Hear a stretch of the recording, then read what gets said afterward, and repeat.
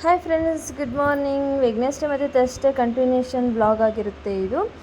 ಊರಲ್ಲಿ Thursday function ಇರೋದ್ರಿಂದ ಸ್ವಲ್ಪ ಎಲ್ಲ ಪ್ರಿಪೇರ್ ಮಾಡ್ಕೊಂಡು ಊರಿಗೆ ಹೋಗಬೇಕಾಗಿರೋದ್ರಿಂದ ಎಲ್ಲ ರೆಡಿ ಮಾಡ್ಕೊತಾ ಇದ್ದೀನಿ.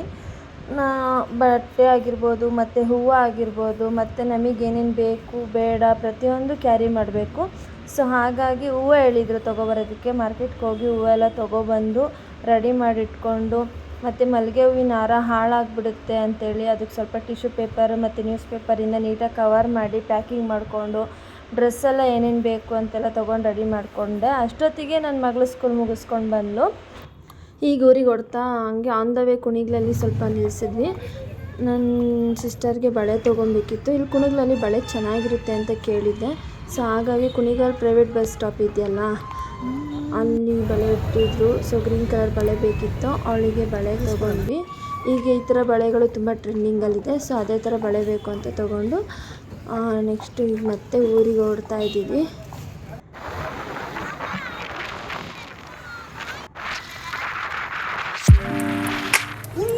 ನಮ್ಮೂರಿಗೆ 2 ರೂಟಿಂದ ಹೋಗ್ಬೋದು. ಒಂದು ಗುಬ್ಬಿ ಮೇಲಾಸಿ ಆದರೂ ಹೋಗ್ಬೋದು, ಇಲ್ಲ ಕುಣಿಗಲ್ ಮೇಲಾದರೂ ಹೋಗ್ಬೋದು. ಕುಣಿಗಲ್ ಮೇಲೆ ಹೋಗ್ತಾ ಕುಣಿಗಲ್ ಕೆರೆ ಮೇಲಾಸಿನೇ ನಮ್ಮೂರಿಗೆ ಹೋಗಬೇಕು. ಹೋಗ್ತಾ ಅಂದರೆ ಯಾಕೋ ಸ್ವಲ್ಪ ಗಾಡೀಲಿ ಏರ್ ಕಮ್ಮಿ ಆಗಿದೆ ಅನ್ನಿಸ್ತು. ಸೊ ಹಾಗಾಗಿ ಅಲ್ಲಿ ಇಬ್ಬರ ಹತ್ರ ನಿಲ್ಲಿಸ್ಬಿಟ್ಟು ಅವರು ಏರ್ ಹೊಡಿಸ್ತಾಯಿದ್ರು. ನಾನು ನನ್ನ ಮಗಳು ಒಂದಂಗೆ ಕ್ಲಿಪ್ ತೊಗೊಂಡು ನೆಕ್ಸ್ಟ್ ಊರಿಗೆ ಸ್ಟಾರ್ಟ್ ಮಾಡಿದ್ವಿ ಹೊರಡೋಕ್ಕೆ. ಹೋಗೋಷ್ಟರಲ್ಲಿ ಫುಲ್ ಕತ್ಲೆ. ಇದು ನಮ್ಮ ಮನೆ ದೇವರು ಕಾಳಘಟ್ಟಮ್ಮನ ದೇವಸ್ಥಾನ. ನಾವು ಪ್ರತಿ ಸಾರಿ ಊರಿಗೆ ಹೋಗ್ಬೇಕಂದ್ರೂ ದೇವಸ್ಥಾನದ ಮುಂದೆ ಹಸಿಂದನೇ ಹೋಗಬೇಕು. ಹೋದಾಗೆಲ್ಲ ಕೈ ಮುಕ್ಕೊಂಡು ನಮಸ್ಕಾರ ಹಾಕ್ಕೊಂಡು ಹೋಗ್ತೀವಿ ಕಂಪಲ್ಸರಿ. ನಮ್ಮೂರು KG ಟೆಂಪಲಿಂದ ಮತ್ತೆ ನಮ್ಮ ಊರಿಗೆ ಹೋಗೋಕ್ಕೆ 4 ಕಿಲೋಮೀಟರ್ಸ್ ಆಗುತ್ತೆ. ಸೊ ರೋಡ್ ಸ್ವಲ್ಪ ಚೆನ್ನಾಗಿಲ್ಲ. ಈಗೆಲ್ಲ ರೆಡಿ ಮಾಡ್ತಿದ್ದಾರೆ. ಊರಿಗೆ ಹೋಗೋಷ್ಟರಲ್ಲಿ 8 o'clock ಆಗಿತ್ತು. ನಾವು ಹೋಗೋಷ್ಟರಲ್ಲಿ ಆಲ್ರೆಡಿ ನನ್ನ ನಾದಿನಿದಿರೆಲ್ಲ ಬಂದು ಎಲ್ಲ ಒಬ್ಬೊಬ್ಬರು ಒಂದೊಂದು ಕೆಲಸ ಹಂಚ್ಕೊಂಡು ಮಾಡ್ತಾಯಿದ್ರು. ಬೆಳಗ್ಗೆ ಅಡುಗೆಗೆ ಏನೇನು ಬೇಕೋ ಎಲ್ಲ ತರಕಾರಿ, ಈರುಳ್ಳಿ, ಬೆಳ್ಳುಳ್ಳಿ ಎಲ್ಲ ಬಿಡಿಸಿ ನೋಡಿ, ಇವರೇ ನಮ್ಮ ಭಟ್ರು. ಆಮೇಲೆ ಹೂವು ತೊಗೊಂಡೋಗಿದೆ. ಎಲ್ಲರೂ ಸೇರಿ ಹೂವು ಕಟ್ತಾಯಿದ್ದೀವಿ. ಮತ್ತು ಹೂವೆಲ್ಲ ಕಟ್ಟಿ ನೆಕ್ಸ್ಟ್ ಊಟ ಮಾಡೋರಿಗೆಲ್ಲ ಊಟಕ್ಕೆ ಇಟ್ಕೊಟ್ಟು ಮೆಹಂದಿ ಹಾಕ್ಕೊಬೇಕು ಅಂತ ಪ್ರಿಪೇರ್ ಮಾಡಿದ್ದು. ಸೊ ಅಷ್ಟರಲ್ಲಿ ಕೆಲವರು ಮೆಹಂದಿ ಹಾಕಿಸ್ಕೊತಿದ್ದಾರೆ. ಇಲ್ಲಾರ್ದ ಕೆಲಸ ಆಗಿದೆ, ಹೂವು ಕಟ್ಟಾಗಿದೆ, ಊಟ ಆಗಿದೆ. ನೋಡಿ ಎಲ್ಲ ಕುತ್ಕೊಂಡು ಅಲ್ಟೆ ಹೊಡ್ಕೊಂಡು ಊಟ ಮಾಡ್ತಾಯಿದ್ದೀವಿ. ಮೆಹಂದಿ ಹಾಕೋಬೇಕಾದ್ರೂ ಬೇಜಾನ್ ಕಾಮಿಡಿ ಮಾಡ್ಕೊಂಡು ಅಲ್ಟೆ ಹೊಡ್ಕೊಂಡು ಒಂಥರ ಚೆನ್ನಾಗಿತ್ತು. ತುಂಬ ದಿವಸ ಆದಮೇಲೆ ನಾದಿನಿದಿರೆಲ್ಲ ಬಂದಿದ್ದರು. ಈ ಥರ ಎಲ್ಲ ಒಟ್ಟಿಗೆ ಸೇರಿ ತುಂಬ ದಿನ ಆಗಿತ್ತು. ಸೊ ನೋಡಿ ಮೆಹಂದಿ ಯಾವ ಥರ ಬಂದಿದೆ ಅಂತ. Finally mehndi completed. ಅವತ್ತು night husband birthday, next day morning. So ಅವರಿಗೆ ಅಂತ ಒಂದು ಸಿಂಪಲ್ಲಾಗಿರೋ ಗಿಫ್ಟ್ ತೊಗೊಂಡೋಗಿದ್ದೆ. ಸೊ ಆ ಗಿಫ್ಟ್ ನೈಟಲ್ಲೇ ಕೊಟ್ಬಿಟ್ಟೆ 12 o'clock. ಅವರಿಗೆ ಇಷ್ಟ ಆಯಿತು ಅಂದ್ಕೊಂಡಿದ್ದೀನಿ.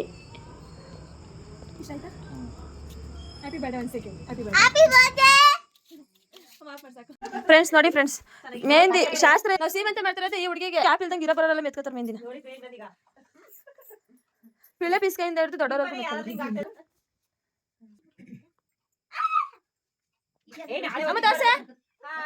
ನೈಟ್ ಮನ್ಗೋಷನ್ 1 o'clock ಆಗಿತ್ತು. ಮತ್ತು 6 ಗಂಟೆಗೆ ಎದ್ದು ಭಟ್ರು ಮಸಾಲೆ ರುಬ್ಬಕ್ಕೆಲ್ಲ ರೆಡಿ ಮಾಡಿಕೊಟ್ಟಿದ್ರು. ಅದನ್ನು ರೆಡಿ ಮಾಡ್ಕೊತಾ ಇದ್ದು. ನೆಕ್ಸ್ಟು ಟೀ ಮಾಡಿಕೊಟ್ಟೆ ಎಲ್ರಿಗೂ. ಎಲ್ಲ ಎತ್ತಾಕಿ ನೀಟಾಗಿ ಗುಡಿಸಿ ಒರೆಸಿ ಮನೆ ಕ್ಲೀನ್ ಮಾಡೋ ಅಷ್ಟರಲ್ಲೇ ಟೈಮ್ ಆಗೋಗಿತ್ತು. ಸೊ ತಿಂಡಿ ಎಲ್ಲ ಅವರೇ ಹೊರಗಡೆನೇ ಮಾಡ್ಕೊತೀವಿ ಅಂತೇಳಿದ್ರು. ಸರಿ ಓಕೆ. ನಾನು ಮನೆ ಒರೆಸ್ಕೊಡ್ತಾಯಿದ್ದೆ. ನನ್ನ ಸಿಸ್ಟರು ಫ್ರೆಶಪ್ ಆಗಿ ಬಂದುಬಿಟ್ಟು ಫೋಟೋ ಎಲ್ಲ ಒರೆಸಿ ಪೂಜೆಗೆಲ್ಲ ರೆಡಿ ಮಾಡ್ಕೊತಾಯಿದ್ರು. ಮತ್ತು ಇಲ್ಲಿ ನಾನು ನಮ್ಮತ್ತೆ ನೆಕ್ಸ್ಟು ಕಳಸ ಪೂಜೆ ಮಾಡಬೇಕು ಅಂದ್ಬಿಟ್ಟು ಕಳಸ ರೆಡಿ ಮಾಡ್ಕೊತಾ ಇದ್ವಿ. ತಟ್ಟೆ ಸಾಮಾನೆಲ್ಲ ಜೋಡಿಸ್ಕೊಂಡು ಕಳಸ 3 ಜನ ಸೇರಿ ರೆಡಿ ಮಾಡ್ಕೊತಾ ಇದ್ವಿ. ಒಂದು ಸರ್ತಿ ಜೋಡಿಸಿದ್ವಿ, ಮತ್ತು ಯಾಕೋ ಚೆನ್ನಾಗಿ ಬರಲಿಲ್ಲ. ಚಿಕ್ಕ ಕಳಸ ಆಯಿತು ಅಂದ್ಬಿಟ್ಟು ಮತ್ತೆ ದೊಡ್ಡ ಕಳಸ ಹುಡುಕಿ ಮತ್ತು ದೊಡ್ಡ ಕಳಸಕ್ಕೆ ಇಟ್ಟು ಹೊಂಬಾಳೆಲ್ಲ ಇಟ್ಟು ನೀಟಾಗಿ ಜೋಡಿಸಿ ರೆಡಿ ಮಾಡಿ ಎಲ್ಲ ಮುಗಿಸಿದ್ವಿ. ಸೊ ಫೈನಲಾಗಿ ಎಲ್ಲ ಮಾಡಿ ನನ್ನ ಸಿಸ್ಟರ್ಗೆಲ್ಲ ರೆಡಿ ಮಾಡಿ ಮತ್ತು ಅವಳನ್ನ ಕುಂಡಿಸೋ ಅಷ್ಟರಲ್ಲಿ ಟೈಮ್ ಆಗೇ ಹೋಯಿತು. ಬಟ್ ಗ್ಯಾಪಲ್ಲಿ ಅವಳಿಗೆ ರೆಡಿ ಮಾಡೋದು, ಮೇಕಪ್ ಮಾಡೋದು ಯಾವುದು ಕ್ಲಿಪ್ ತೊಗೊಳಕ್ಕಾಗಲಿಲ್ಲ. ಇನ್ನೊಂದಷ್ಟು ಜನ ಹೊರಗಡೆ ಟಿಫನ್ ತಿಂತಾಯಿದ್ದಾರೆ. ಫೈನಲಾಗಿ ಲುಕ್ ಈ ಥರ ಬಂದಿದೆ. ಈ ಥರ ಡೆಕೋರೇಷನ್ ಮಾಡಿಸಿದ್ವಿ. ಆಲ್ಮೋಸ್ಟ್ 11 o'clock ಅಷ್ಟರಲ್ಲೆಲ್ಲ ಜನ ಸೇರೇ ಬಿಟ್ಟಿದ್ರು. ಸೊ ಸಿಂಪಲ್ಲಾಗಿ ಚೆನ್ನಾಗಿ ಮಾಡಿದ್ದೀವಿ ಅಂತ ಅಂದ್ಕೊಂಡಿದ್ದೀನಿ. ಸೊ ಯಾವ ರೀತಿ ಬಂದಿದೆ ಅಂತ ಕಮೆಂಟ್ ಮಾಡಿ. ಹೇಗಿದೆ ವಿಡಿಯೋಸ್, ಇಷ್ಟ ಆಯಿತಾ ಅಂತ ಹೇಳಿ. ಸೊ ನನ್ನ ಮೈದಾ ರೆಡಿ ಮಾಡೋದಕ್ಕೆಲ್ಲ ಯಾರಿಗೂ ಹೇಳಿರಲಿಲ್ಲ. ಸಿಂಪಲ್ಲಾಗಿ ನಾನೇ ರೆಡಿ ಮಾಡಿದ್ದೆ. ಸೊ ಯಾವ ರೀತಿ ಕಾಣಿಸ್ತಿದ್ದಾರೆ ಅಂತ ಕಮೆಂಟ್ ಮಾಡಿ ಪ್ಲೀಸ್. ಫೈನಲ್ ಆಗಿ ಫೋಟೋ ಹೊಡ್ಸ್ಕೊಳ್ಳೋರು ಹೊಡೆಸ್ಕೊತಾ ಇದ್ದಾರೆ, ಶಾಸ್ತ್ರ ಮಾಡೋರು ಮಾಡ್ತಿದ್ದಾರೆ. ಸೊ ಇಲ್ಲಿ ಆಲೂಗೆಡ್ಡೆ ಕಬಾಬ್ ರೆಡಿ ಆಗ್ತಿದೆ. ಊಟಕ್ಕೆ ಅಂದ್ಬಿಟ್ಟು ಪಾಯಸ, ಹೆಸರು ಬೇಳೆ ಮತ್ತು ಕಾಬನ್ ಕಡಲೆ ಪಲ್ಯ ಮತ್ತು ಬೀನ್ಸ್ ಪಲ್ಯ, ಪಲಾವು, ಮೊಸರು ಬಜ್ಜಿ, ಅನ್ನ, ಸಾಂಬಾರು, ಮಜ್ಜಿಗೆ, ಹಪ್ಪಳ, ಉಪ್ಪಿನಕಾಯಿ, ಬಾಳೆಹಣ್ಣು ಇಷ್ಟು ವೆರೈಟೀಸ್ ಮಾಡಿಸಿದ್ವಿ. ಗ್ಯಾಪಲ್ಲಿ ನಂದು ಎಲ್ಲರೂ ಸೇರಿ ಊಟ ಬಡಿಸ್ತಿದ್ದಾರೆ. ಹಳ್ಳಿ ಕಡೆ ಅಂದರೆ ಚೆನ್ನಾಗಿರುತ್ತಲ್ವ, ಚೆನ್ನಾಗಿ ಎಲ್ಲರೂ ಬರ್ತಾರೆ, ಎಲ್ಲ ಸೇರಿ ಖುಷಿಯಾಗಿ ಫಂಕ್ಷನ್ಗಳು ಮಾಡ್ತಾರೆ. ಬಟ್ ಬೆಂಗಳೂರಲ್ಲಿ ಯಾರೂ ಈ ಥರ ಜನಗಳು ಸೇರಲ್ಲ. ನಾವು ಯಾರನ್ನ ಇನ್ವೈಟ್ ಮಾಡಿರ್ತೀವೋ ಅಷ್ಟೇ ಬರ್ತಾರೆ. ಬಟ್ ಇಲ್ಲಿ ಹಳ್ಳೀಲಿ ಫಂಕ್ಷನ್ ಮಾಡೋಕ್ಕೂ ಸಿಟಿಲಿ ಫಂಕ್ಷನ್ ಮಾಡೋಕ್ಕೂ ತುಂಬ ವ್ಯತ್ಯಾಸ ಇರುತ್ತೆ. ಬಟ್ ಏನೇ ಆದರೂ ಊರಲ್ಲಿ ಫಂಕ್ಷನ್ ಮಾಡಿದಷ್ಟು ಖುಷಿ ಸಿಟಿಲಿ ಫಂಕ್ಷನ್ ಮಾಡಿದಾಗ ಸಿಗೋದಿಲ್ಲ. ಫೈನಲಾಗಿ ಫೋಟೋಶೂಟ್ ಎಲ್ಲ ಮುಗೀತು. ಇದು ನನ್ನ ಫ್ಯಾಮಿಲಿ ಎಲ್ಲ ಮುಗಿಸಿ ಮತ್ತು ನಮ್ಮ ಹುಡುಗಿಗೆ ಆಲ್ರೆಡಿ ಸುಸ್ತಾಗ್ಬಿಟ್ಟಿತ್ತು. ಅವಳನ್ನ ಕಳಿಸ್ಕೊಡೋ ಟೈಮ್ ಬಂದೇ ಬಿಡ್ತು. ಗ್ಯಾಪಲ್ಲಿ ನನ್ನ ಹಸ್ಬೆಂಡ್ ಬರ್ಡೇ ಇತ್ತಲ್ಲ ಅಂದ್ಬಿಟ್ಟು ಕೇಕ್ ತೊಗೊಬಂದಿದ್ರು. ಅವರಿಗೆ ಕೇಕ್ ಕಟ್ ಮಾಡಿಸಿ ಎಲ್ಲರೂ ತಿನ್ನಿಸಿ ಅದೊಂದು 1/2 ಅವರ್ ಮುಕ್ಕಾಲು ಅವರ್ ಆಯಿತು. ಸೊ ಈಗ ನಮ್ಮ ಹುಡುಗಿನ ಕಳಿಸ್ಕೊಡ್ಬೇಕು. ಅವಳು ಒಳಕ್ಕೆ ಹೋಗಿ ಸ್ವಲ್ಪ ಹೊತ್ತು ರೆಸ್ಟ್ ಮಾಡ್ತೀನಿ ಅಂತ ರೆಸ್ಟ್ ಮಾಡ್ತಾಯಿದ್ಲು. ಸೊ ಅವಳು ರೆಸ್ಟ್ ಮಾಡಾದ್ಮೇಲೆ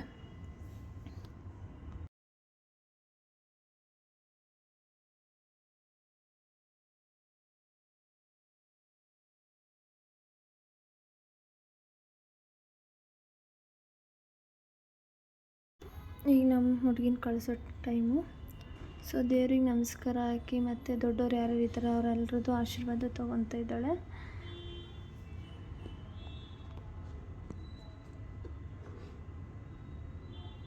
ಎಲ್ಲರೂ ಆಶೀರ್ವಾದನ ತೊಗೊಂಡು ಈಗ ಅವರ ಅಮ್ಮನ ಮನೆಗೆ ಹೊರಡ್ತಾ ಇದ್ದಾಳೆ.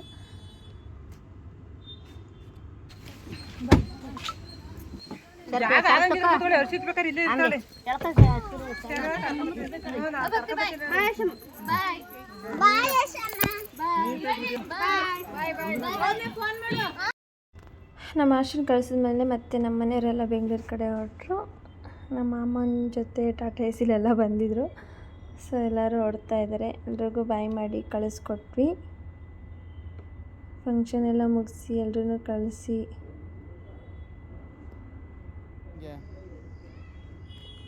ನನ್ನ ಮಗಳಕ್ಕೆಲ್ಲ ಅವರಪ್ಪ ಎಲ್ಲ ಕ್ಲೀನ್ ಮಾಡಿಸ್ತವ್ರೆ. ಅಲ್ಲಿ ಬಿದ್ದಿರೋ ಲೋಟ ಮತ್ತು ಪ್ಲಾಸ್ಟಿಕ್ ಬಾಟಲ್ಗಳು ಎಲ್ಲ ಎತ್ರಿ ಅಂತೇಳಿ ಎಲ್ಲ ಎತ್ತಿಸಿ ಕ್ಲೀನ್ ಮಾಡಿಸ್ತವ್ರೆ. ಅಲ್ಲಿ ಇಲ್ಲೇ ಎತ್ಕೊಳ್ಳೋ ಬೊಮ್ಮ ಅಲ್ಲಾಗ ಎಲೆಗಳೆಲ್ಲ 2 ಡೇಸ್ದು ವ್ಲಾಗ್ ಈ ಥರ ಇತ್ತು. ಇಷ್ಟ ಆದರೆ ಲೈಕ್ ಮಾಡಿ, ಶೇರ್ ಮಾಡಿ, ಕಮೆಂಟ್ ಮಾಡಿ. Thank you for watching.